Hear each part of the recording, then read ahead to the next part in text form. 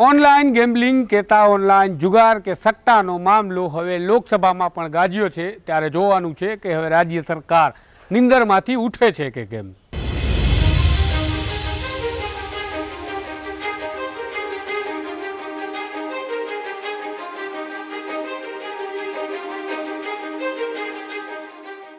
નમસ્કાર, હું છું આપની સાથે તુષાર બસિયા। નવજીવન ન્યૂઝમાં આપનું સ્વાગત છે।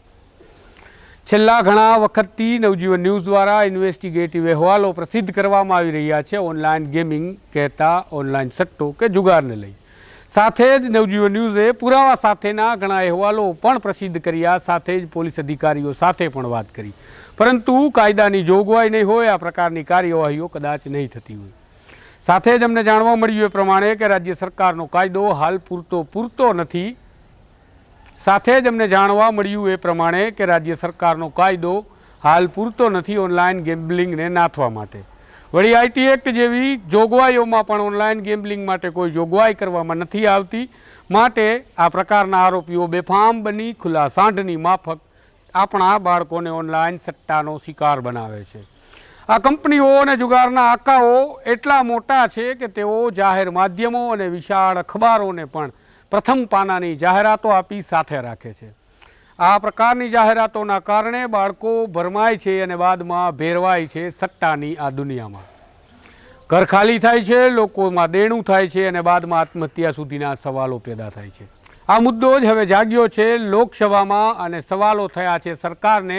ત્યારે જોવાનું છે કે રાજ્ય સરકાર આ મામલે હવે ગંભીરતા દાખવે છે કે કેમ, કારણ કે ઉત્તર પ્રદેશથી ભાજપના જ સાંસદ રાજેન્દ્ર અગ્રવાલે એક સવાલ કર્યો અને જેમાં તેમણે સરકારને પૂછ્યું, શું સરકાર ઓનલાઈન ગેમ્બલિંગમાં રકમ હારી જતા તથા સુસાઇડ અને કંપનીઓ દ્વારા થતા ઉત્પીડનથી વાકેફ છે? જો વાકેફ હોય તો છેલ્લા 1 વર્ષના આંકડા આપવામાં આવે।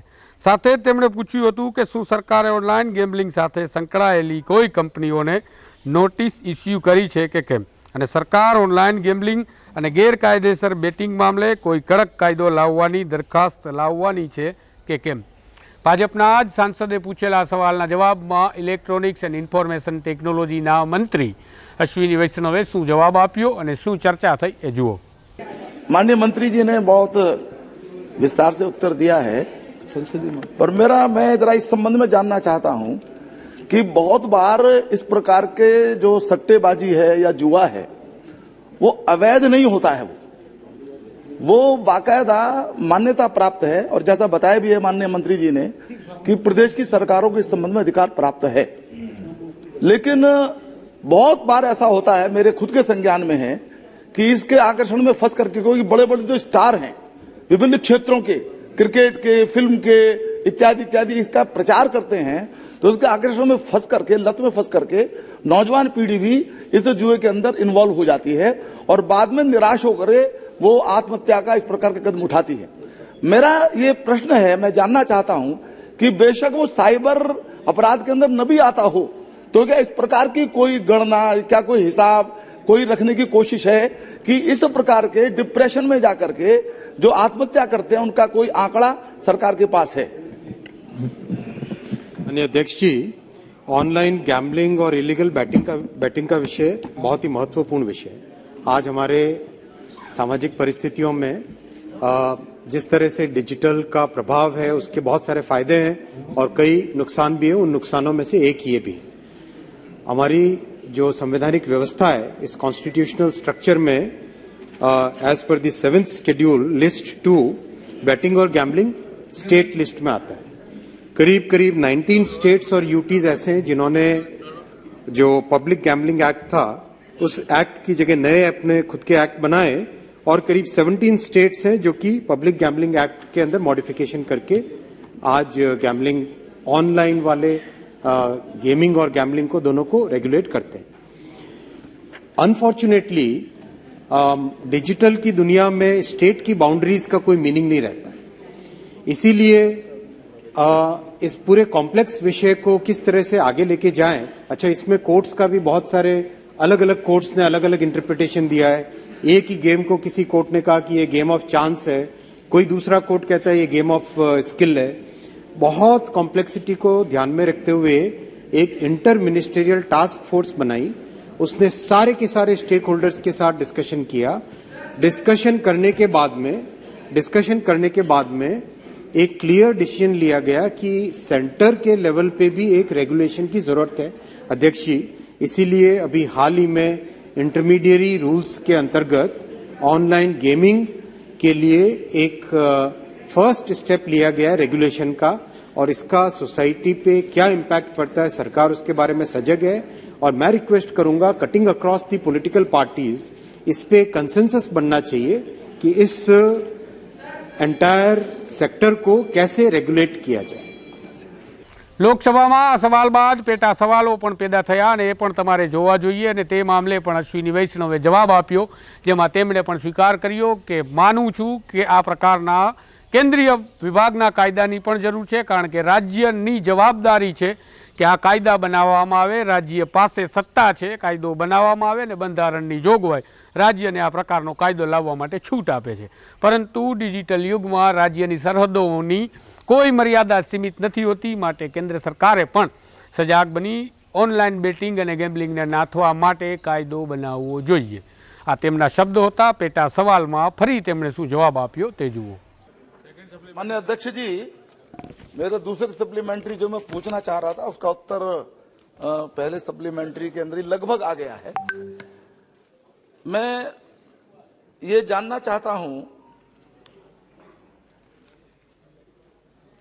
कि इस मोबाइल या इंटरनेट इसका जो नशा है इसके संबंध में पूरा देश चिंतित है। यानी अभी परीक्षा पे चर्चा केंद्र माननीय प्रधानमंत्री जी ने जब वो बच्चों से बात कर रहे थे उन्होंने कहा कि एक दिन का फास्ट बच्चों को रखना चाहिए, क्योंकि ये बच्चों की या बड़ों की भी क्षमता बढ़ाने की स्थापना की क्षमता घटाता है। और ये जो एप्स हैं जिनमें ऑनलाइन गैम्बलिंग होती है अधिकांश चाइना की है। तो माननीय मंत्री जी ने कहा है कि हमने एक राष्ट्रीय स्तर के ऊपर उसके विचार विमर्श किया है। मैं बस खाली यही जानना चाहता हूं उसका कब तक परिणाम आएगा, और इस रोक से गैम्बलिंग चले वो सरकार की प्रदेश सरकार की नीतियां वो उस पर निर्णय करें वो, परंतु केंद्र के स्तर पर जिसमें सीमाएं नहीं, जैसा माननीय मंत्री जी ने भी कहा है कि प्रदेश की कोई सीमा नहीं है, इस पर रोक लगाने का कोई विचार आगे है, ये मैं जानना चाहता हूं। अध्यक्ष जी, हमारी जो कानून की व्यवस्था है उसके अंतर्गत समय समय पे कई ऐसे ऐप्स के अगेंस्ट एक्शन लिए गए जो कि आप सब विदित हैं उसके बारे में। साथ ही साथ जैसा माननीय सदस्य हमारे सीनियर मेंबर साहब ने कहा कि कई बार जैसे फिल्म के हीरो जो सोसाइटी में जिनको लोग बहुत मानते हैं वो लोग जब इसका प्रचार करते हैं उसके लिए ministry of information and broadcasting ने एडवाइजरी भी इश्यू की है कि जो भी एडवर्टीजमेंट आए उस एडवर्टीजमेंट को ढंग से पेश किया जाए जिससे कि हमारे जो यूथ पे इसका एडिक्टिव इफेक्ट है वो ना पड़े। ये वाकई चिंता का विषय है ऑनलाइन गेमिंग और गैम्बलिंग का। इसके ऊपर सीरियस रेगुलेशन और बढ़ना चाहिए, इसके बारे में सरकार एकदम क्लियर है। और जैसे ही राज्य सरकारों के साथ कंसेंसस क्रिएट हो जाएगा, माननीय अध्यक्ष, एक्चुअली क्वेश्चन नंबर 93 भी सेम विषय पे है। अगर ये आपका है प्रेरोगेटिव, अगर ये दोनों क्वेश्चन साथ लिए जाएं तो जैसे राज्य सरकारों के साथ कंसेंसस एक बार क्रिएट हो जाए तो मेरा मैंने एक प्रोफेशनल मत ये रहेगा कि इसके ऊपर एक सेंट्रल एक्ट भी आना चाहिए। આ ચર્ચામાં કોંગ્રેસના સાંસદ મનીષ તિવારી કે જેઓ પંજાબથી સાંસદ છે અને તેઓએ પણ આ મામલામાં ઝંપલાવ્યું અને સવાલ પેદા કર્યા। એમણે પણ મંત્રીને સવાલ પેદા કર્યો, પરંતુ વિપક્ષના નેતા હોય અને મંત્રી સરખી રીતે જવાબ આપે તેવું ના બને। ટેકનિકલ સવાલ હતો પરંતુ જવાબ ઉડાવ હતો, તમે એ પણ જુઓ।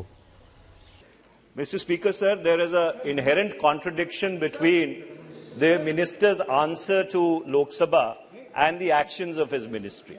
Now, in the answer, he's laid the entire onus on proscribing online gambling on the state governments.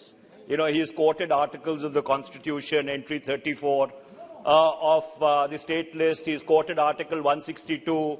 He's quoted the Criminal Procedure Code.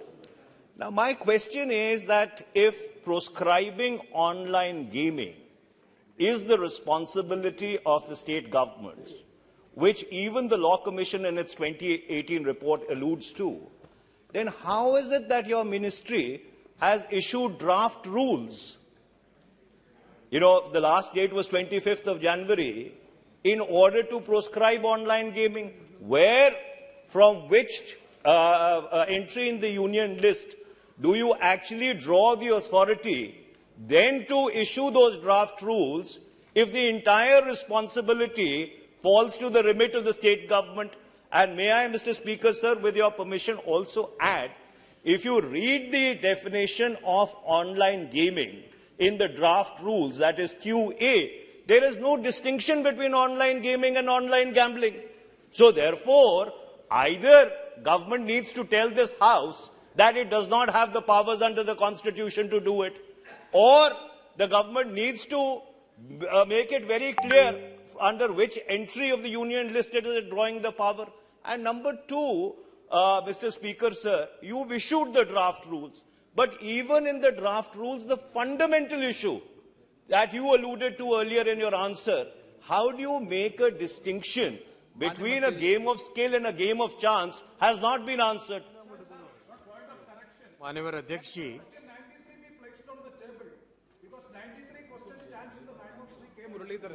Let the question come on record. No, How can मैं question number 93 को club करूंगा जब जाके होगा। अभी लिया नहीं मैंने क्वेश्चन 93 लिया नहीं, अभी लिया नहीं, अभी लूंगा जब टेबल करेंगे जवाब देंगे, लिया नहीं है। माननीय अध्यक्ष जी, ऑनरेबल मेंबर बहुत बड़े लॉयर हैं, आपने जो पॉइंट को बोला है, मैं पहले आपकी तरफ से यह भी जानना चाहूंगा कि क्या आप ऑनलाइन गैम्बलिंग को सपोर्ट करते हैं? अगर वो सपोर्ट करते हैं तो अलग बात है, सपोर्ट नहीं Mr. करते Minister, तो that is chicanery. नहीं, Mr. Minister, that's absolutely आपने incorrect. क्वेश्चन पूछा, आपको You see, आंसर सुनना you पड़ेगा। gave an I'm not answer, the yielding. responsibilities I'm of the not state yielding. government. Sir, I am not yielding. माननीय अध्यक्ष जी, मैं आपको एंट्री बताता हूं, सर कोई भी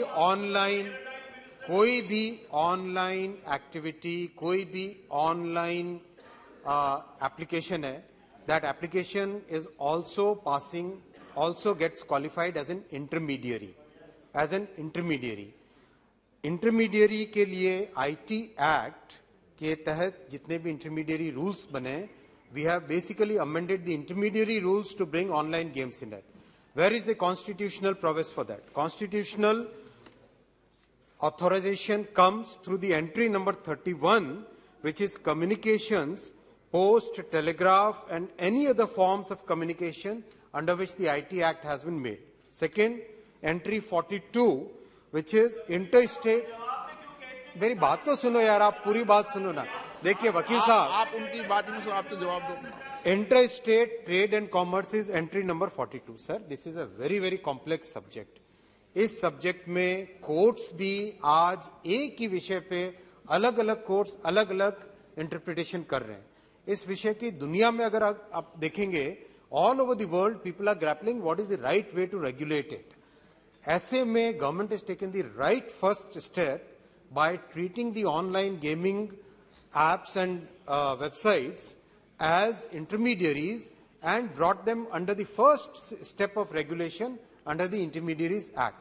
I think that's a very good first step, and as we create more consensus with the state governments, as I've said, I think that yes, we should have a central law on this, and the regulation has to be very strict because the society is impacted by addiction to online games and especially by online gambling.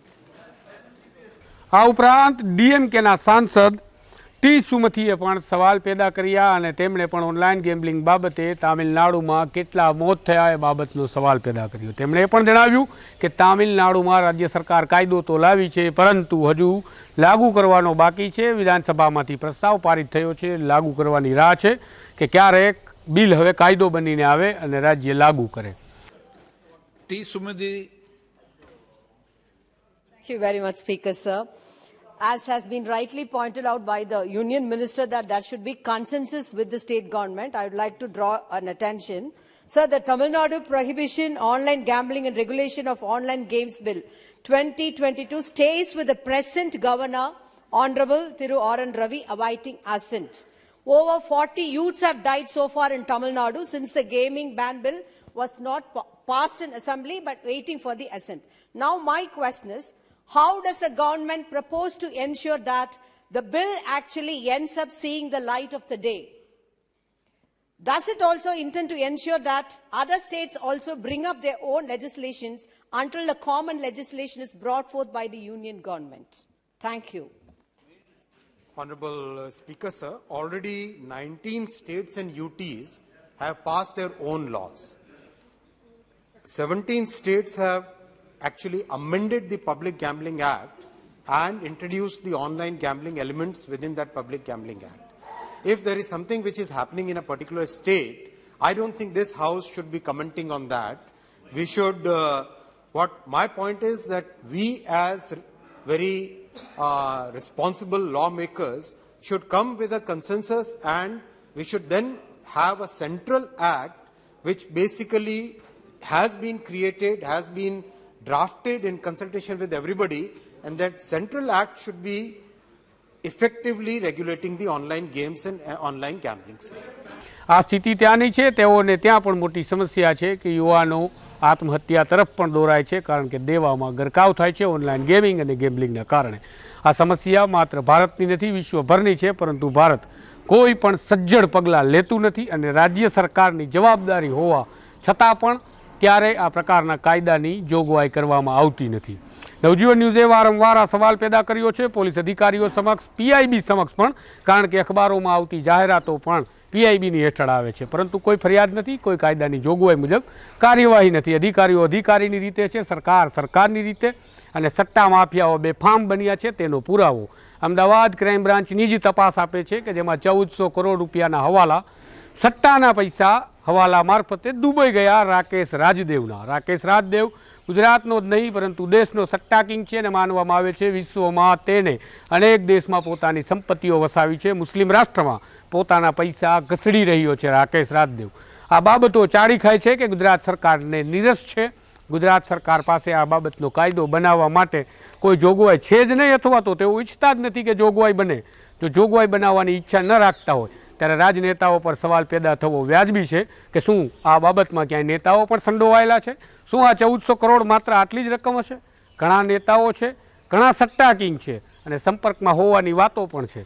જોવું રહ્યું કે હવે કેન્દ્રએ પણ કહ્યું છે રાજ્યની સત્તા છે, કાયદો બનાવે. ગુજરાતમાં કાયદો બને છે કે નહીં એ હવે આપણને ભવિષ્યમાં ખબર પડશે.